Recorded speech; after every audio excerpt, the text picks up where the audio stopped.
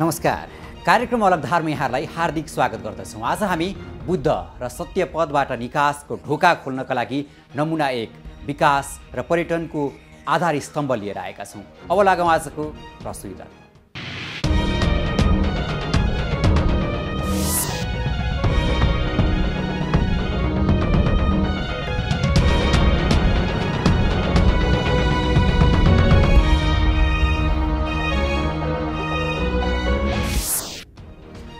मुलुकमा राष्ट्रिय एकता र सहमति भड्किएको छ। शान्ति प्रक्रिया टुङ्गोमा पुग्न सकिरहेको छैन।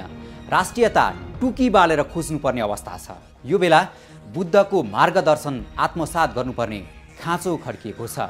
हाम्रा गौतम बुद्ध र उनका सद्बाणीहरूले विश्वको ध्यान तानेको छ। तर यही महत्त्वलाई जोगाउन अनि प्रचार प्रसार गर्न हाम्रो सरकार कतिको सफल छ त? सायद संविधानको रटानले सम्बन्धित निकायको निध हराम गरेको होला। अनि त यस्ता महत्त्वहरू छायामा पर्दै अरूले फाइदा लिने वातावरण बन्न सक्छ। तर कालो बादलमा चाँदीको घेरा सम्भावना बनेर देखिएको छ। यो पूर्वी नेपालमा अर्को लुम्बिनी बन्दैछ। गढदेव बुद्ध नाम दिएको पर्यटकीय क्षेत्रले शान्तिको बिगुल बुद्धको यही भूमिबाट विश्वमा पुर्याउनका लागि होस्टे पुर्याउनेछ। बाँकी यो रिपोर्टबाट।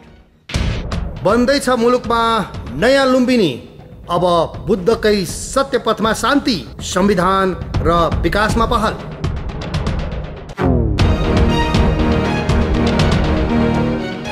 मुलुकमा राष्ट्रिय एकता र सहमति भड्किएको छ। शान्ति प्रक्रिया टुङ्गोमा पुग्न सकिरहेको छैन। राष्ट्रियता टुकी बालेर खोज्नु परेको छ। यो बेला बुद्धको मार्गदर्शन आत्मसात गर्नुपर्ने खाँचो खड्किएको छ। तर खै सरकारलाई उही बुद्धको शान्तिको नारा बजाउनु बाहेक त्यसको कार्यान्वयनमा फुर्सद भएको छैन। नत्र भने आफ्नो गौतम बुद्ध र उनका सद्बाणीहरू बचाउनका लागि पनि त केही कामहरू हुनु पर्दथ्यो। अन्तर्राष्ट्रिय रूपमा बुद्ध सम्बन्धी भ्रामक प्रसारहरू भइरहेका यो बेला यसको रोकथाम गर्न तथा सही कुरा स्पष्ट पार्न समेत सरकार जिम्मेवार देखिएको छैन। यो तितो वास्तविकताका बीच कालो बादलमा चाँदीको घेरा भन्ने चाहिँ देखिएको छ। कोही न कतैबाट भने बुद्धको महत्त्व जोगाउनका लागि केही काम भने अघि बढेको छ। हो, बन्दैछ यो देशमा अर्को लुम्बिनी। सुनसरीको औराबानीमा गौतम बुद्ध पर्यटकीय स्थलको निर्माण कार्य सुरु भएको छ। औराबानी स्थित गढीवनको नाममा रहेको 9.5 बिघा क्षेत्रफलमा बुद्ध सम्बन्धी महत्त्वपूर्ण विषयलाई समेटेर पर्यटकीय स्थल बनाइँदैछ। यहाँ सम्भवतः बुद्धको सबैभन्दा ठुलो प्रतिमा बनाइँदै शान्तिको सन्देश विश्वमा छर्नका लागि समेत अर्को मिहिनेत भइरहेको छ। खास गरेर बुद्ध नेपालमा जन्मिएको हुनाले पहिले खासमा यो ठाउँ थारूहरूको एउटा ग्रामथान भन्दो रहेछ।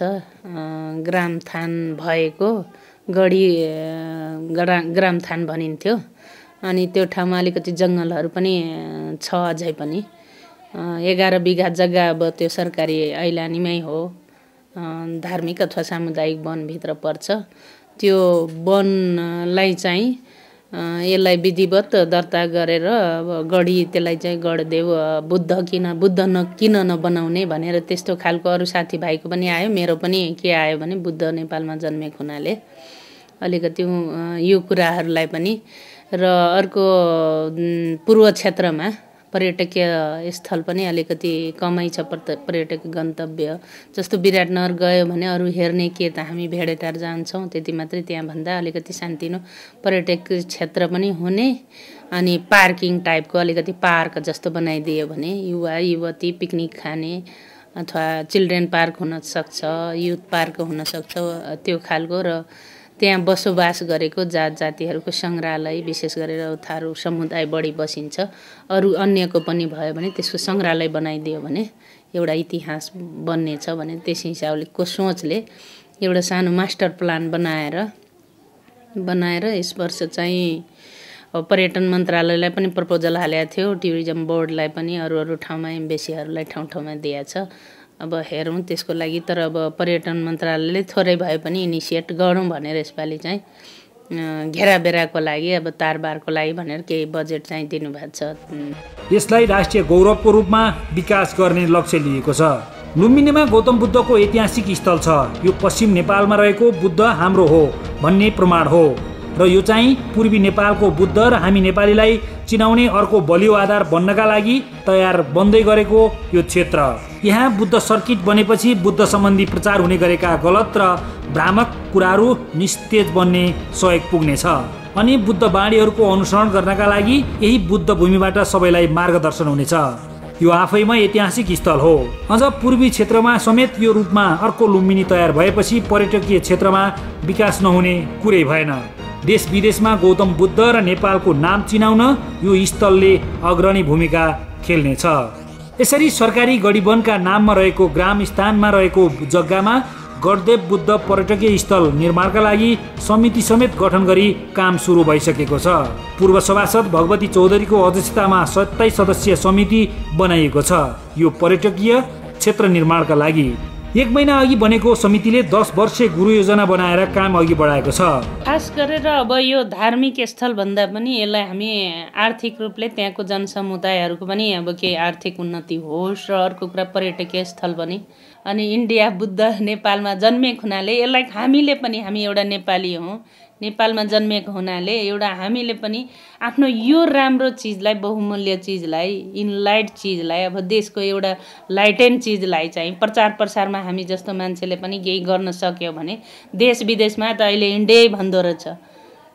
किन बङ्गलादेशमा हामी टिमै थियौँ, टोलियै थियौँ, सबै टोलीकै सामने क्वेसन गर्दाखेरि उनीहरूले बुद्धज बर्थ प्लेस इन के अरे इन्डिया भनेर भन्यो। इन्डिया त होइन, लुम्बिनीमा हो भन्ने कुराहरू हामी आफ्नै देशमा यस्तो राम्रो चिज हुँदाहुँदै आफ्नो के अरे प्रचारहरू त्यति संसार समक्ष पुर्याउन सकेको छैन। त्यसकारण यो काम पनि गरौँ न, त्यो कुराहरू लेखौँ न।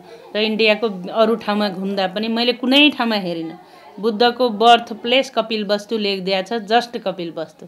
एउटा टुरिज्म स्पोर्ट सँगसँगै उहाँको मूर्तिलाई अलिकति के चाहिँ एट्र्याक्टिभ बनाउने भनेर त्यो मूर्तिको त्यसरी दिमागमा आयो। त्यो मोनास्ट्री बनाइदियो, बुद्ध मोनास्ट्री अथवा त्यो टेम्पल त्यसरी बनाइदियो भने फेरि अब त्यो सानो बनाउँदा सानो सानो त जहाँ पनि छ। अलिक मलाई लाग्छ नेपालमै पनि त्यस्तो 60 फिटै अहिलेसम्म बनेको अवस्था छैन। यस हिसाबले 60 फिटै गरिदियो भने अर्कै म्यासेज जाला कि भनेर अनि बनाउनु पनि पर्यो भनेर त्यस हिसाबले लागेका छौँ। स्थानीय स्तरमा संरक्षण हुँदै आएको ग्राम स्थानको पहिचान नमेटिने गरी गढदेव बुद्ध पर्यटकीय स्थलको निर्माण गरिने बताइएको छ। राजा रूपनारायणको वासस्थानको रूपमा रहेको धार्मिक किंवदन्ती रहेको यो स्थान संरक्षणको अभावमा अतिक्रमणको चपेटामा परेको छ। बुद्ध सम्बन्धी बन्दै गरेको यो पर्यटकीय वातावरणले अतिक्रमित भूभाग समेत सदुपयोग हुने भएको छ। सरकारबाट नै उपेक्षित बन्दै गएको थियो यो स्थल, तर अहिले सदुपयोगको सूत्र फेला परेको छ। प्रत्येक वर्षको वैशाख पूर्णिमामा विशेष पूजा आर्चना गरिने यो क्षेत्रको महत्त्वलाई बुझाउने दायरा समेत फराकिलो बन्दै गइरहेको छ। सुनसरीको दुहबी बजारबाट 5 किलोमिटर पश्चिम दक्षिण स्थलमा रहेको बुद्ध पर्यटकीय क्षेत्रले पूर्वी क्षेत्रको सँगै मुलुककै चिनारीलाई उचाइमा पुर्याउन योगदान पुर्याउनेछ। यो भित्र 60 फिटै एउटा बुद्ध छ। पूर्व क्षेत्र, पूर्व उत्तरको ठ्याक्क माझमा चाहिँ त्यहाँ अलिकति रुखहरू 2-4 भनौँ न रुखहरू कम छ, त्यो ठाउँमा चाहिँ 60 फिटे बुद्ध बन्ने भयो। र पश्चिमबाट मेन द्वार हुने भयो, पश्चिम क्षेत्रबाट मेन गेट। अनि तपाईँको दक्षिणमा अब केही सुकुम्बासी बस्तीहरू छन्, अब त्यो बस्तीहरूको ट्र्याकबाट पनि रोड हुने। पश्चिमतिरबाट त बाटो नै खोलेको छ, उत्तरतिरबाट पनि अब जग्गाको उसमा त्यसरी चारैतिरबाट बाटो खोल्ने। र पूर्व क्षेत्र, पूर्वतिर चाहिँ ट्याङ्ग्रा खोला छ। त्यो ट्याङ्ग्रा खोलामा भोलि पर्सि अब त्यस्तो बजेट ल्याउन सक्यो भनिकन मास्टर प्लानमा हामी गुरु योजनामा अब 10 वर्षे योजना भनेका छौँ। 5 वर्षभित्र त बुद्ध बनाइसक्छौँ, तर अरू योजना सपोर्टिभ त्यो भित्र बन्ने संरचनाहरूको लागि 10 वर्ष भनेको छ। यदि हामीले त्यहाँ चाहिँ आर्थिक सङ्कलन गर्न सक्यौँ र सकिन्छ पनि, त्यो सक्यो भने त्यहाँ बोटिङ चलाउने चारैतिरबाट एउटा त्यो योजना। अर्को कुरा चिल्ड्रेन पार्क छ एउटा, इन्डिजिनियस थारू ओपेन म्युजियम भनेर भनेको छ, अदर इन्डिजिनियस म्युजियम भनेको छ त्यही भित्र। अनि त्यसपछि एउटा ग्रामथान, अहिले जुन एजेटिड थारूहरूले अब अन्नपात भित्राउँदा पनि काट्दा पनि त्यो पूजा गरिन्छ, एउटा अखडिया पूजा भन्छ सारमा, अनि एउटा मङ्सिरमा। त्यो थान जुन छ ग्रामथान, त्यसलाई पनि अलिकति स्तरीय राम्रो बनाइदिने, अलिक दक्षिणतिर सारिदिने त्योलाई हो। अनि त्यसपछि अफिस एरिया, अनि ओपेन प्रे जस्तो बुद्धको लागि ओपन प्रे गर्ने त्यो स्थल बनाउने हो एउटा चाहिँ, अनि त्यसपछि प्रे हल पनि बनाउने हो।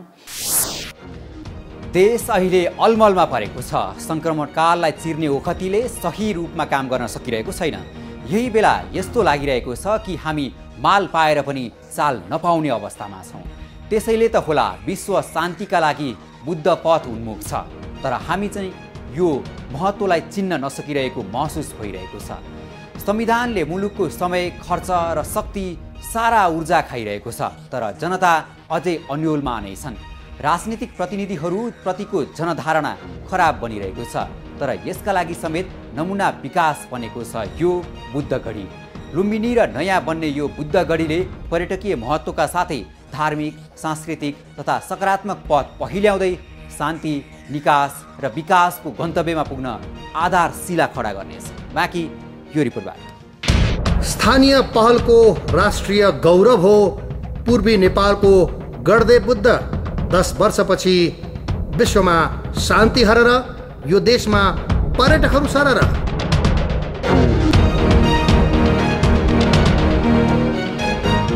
स्थानीय रूपमा विकसित हुँदै गरेको राष्ट्रिय गौरवको झल्को दिने सम्भवतः यो नै नमुना र गुरु योजना भएको बताइन्छ।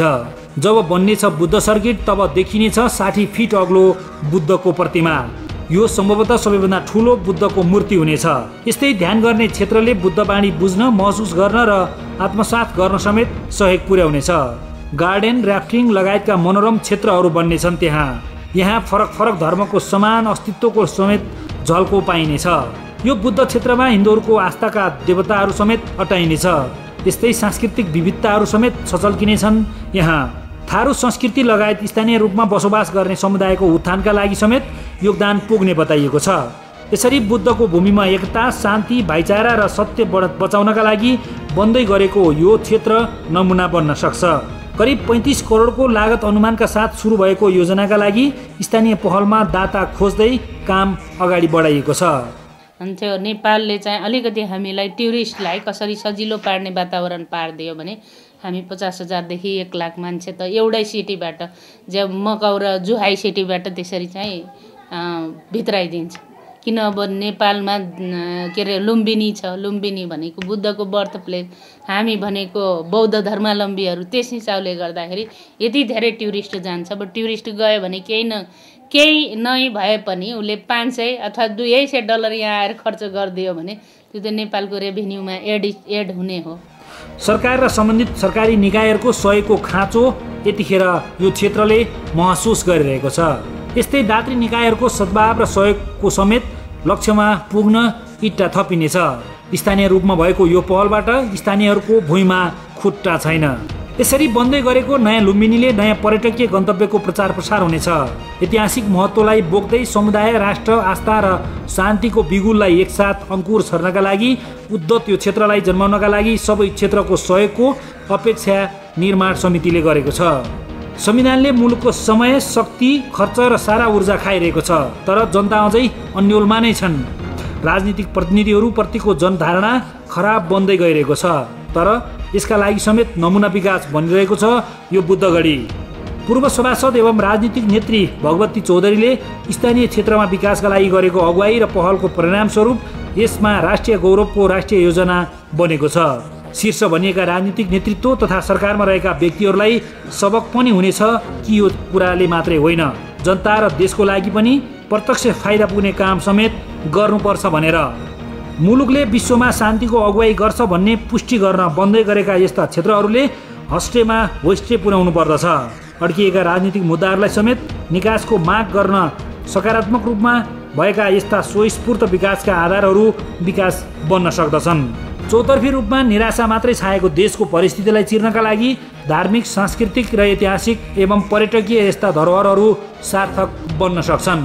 संविधान, एकता, राष्ट्रियता, समृद्धि र विकासलाई उही बुद्धका सद्वाणीहरूले गन्तव्यमा पुर्याउनेछन्। यही सत्यपथको खोजी हो पूर्वी नेपालको निर्माणाधीन अर्को लुम्बिनी, अर्थात् गढ्दे बुद्ध पर्यटकीय क्षेत्र।